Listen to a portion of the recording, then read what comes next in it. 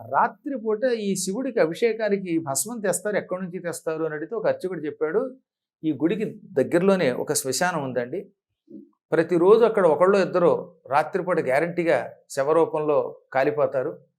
ఆ బూడిద 2 గంటలకి వెళ్ళి 12 గంటల నుంచి 2 గంటల మధ్యలో ఈ శవాల యొక్క వేడి వేడి బూడిద తెస్తారు అర్చకులు. అంటే కేవలం అక్కడ ఒక చోటే కదా ఫ్రెష్గా శవాన్ని కాలిన బూడిదని తీసుకొని వచ్చి శివుడికి అభిషేకం చేసేది.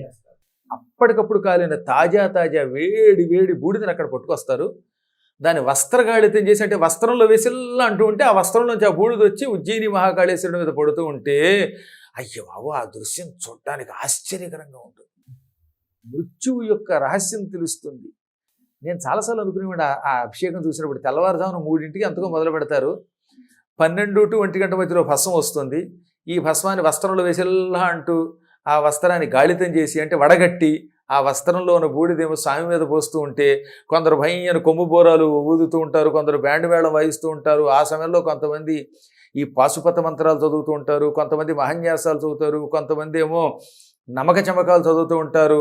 అఘోరేభ్యో థఘోరేభ్యో ఘోర ఘోరతరేభ్య సర్వేభ్య సర్వసర్వేభ్యో నమస్తేస్తు రుద్రరూపేభ్య ఈ మంత్రములు వినపడుతూ ఉంటాయి. ఆ అద్భుత దృశ్యం కళ్ళారా చూసిన వాళ్ళం మేము. ఆ రోజుల్లో ఎదురుగుండా కూర్చోగలిగి, ఇప్పుడంటే కొంచెం ఇంకా ఆన్లైన్ టికెట్లు వచ్చాయి. ఆ రోజుల్లో ఏముందంటే డైరెక్ట్గా అక్కడే కూర్చునేవాళ్ళం మేము హాయిగా. అందులో మేమంటే అర్చకులకు కూడా ఆ రోజుల్లో గౌరవం.